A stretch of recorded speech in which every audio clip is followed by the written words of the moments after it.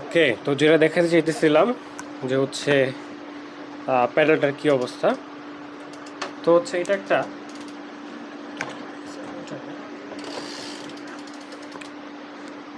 এটা লুক প্যাডেলের একটা specific characteristics বলতে পারেন যে যে কোনো ধরনের লুকের এই যে প্যাডেলগুলোতে সামান্য পরিমাণ প্লে থাকে।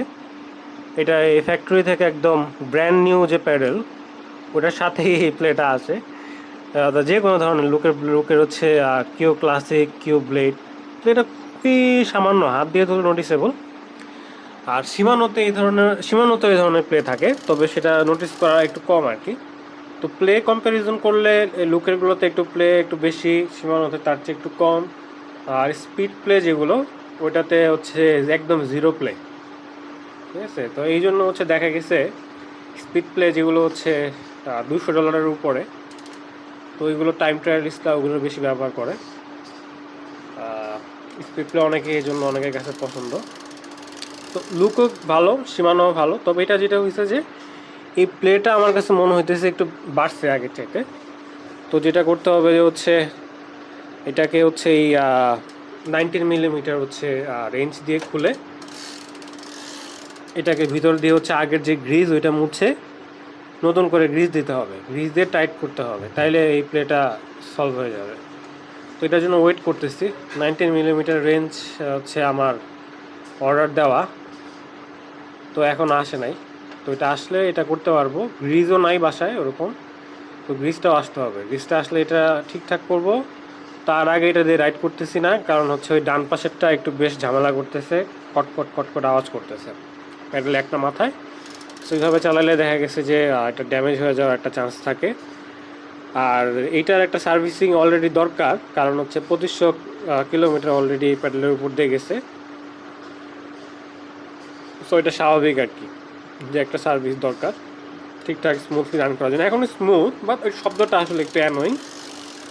আর এই অবস্থায় চালাইলে দেখা গেছে এটা লাইফ এক্সপেক্টেন্সি যতটুকু থাকার কথা হচ্ছে একটু কমে যেতে পারে। হ্যাঁ, তো একটা প্যাডেল সাধারণত হচ্ছে যে কোনো প্যাডেল 10,000 কিলোমিটার আরামসে চলার কথা। তো আমি যদি এটার সার্ভিস করি তাহলে হচ্ছে যে এটা থেকে হয়তো আরও কয়েকবার সার্ভিস দরকার। 10,000 কিলোমিটারের মধ্যে দেখা গেছে যে 2-3 বার তো অ্যাটলিস্ট সার্ভিস দরকার পড়ে। হ্যাঁ, বিয়ারিংও পাল্টাতে পারবো চাইলে। তো আমি এক্সপেক্ট করতেছি এটা থেকে আরও বেশি সার্ভিস পাবো। কিন্তু এইভাবে যদি চালাতে থাকি দেখা গেছে যে হচ্ছে এটার যে মেইন অ্যাক্সেল থাকে, তো ওইটা ড্যামেজ হওয়ার একটা চান্স থাকে। সো যে কারণেই হোক আমার এটা আর্জেন্ট, এটা হচ্ছে এটা গ্রিস করা জরুরি। তো এই হচ্ছে প্যাডেলের এটা চালাতে পারতেছি না। আর হচ্ছে সিট পোস্ট চেঞ্জ করব।